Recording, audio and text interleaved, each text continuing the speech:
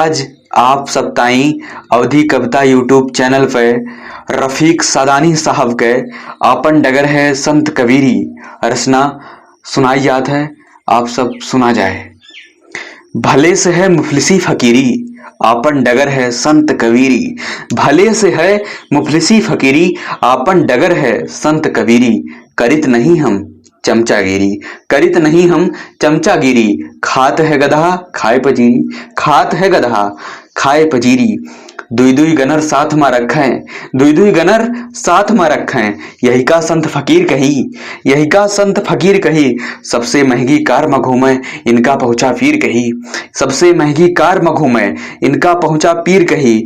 आपन घर तो फूकिन नहीं, आपन घर तो फूकिन नहीं, कितनों घर फुकवाए दीन। आपन घर तो फूकिन नहीं, कितनों घर फुकवाए दीन। ताजमहल होटल में ठहरे, ताजमहल होटल में ठहरे। इनका दास कबीर कही, इनका दास कबीर कही। धन्यवाद। अगर वीडियो अच्छी लाग हुए तो अवधि कविता यूट्यूब चैनल का सब्सक्राइब कर लेवा जाए और एका ज्यादा से ज्यादा शेयर करा जाए। धन्यवाद।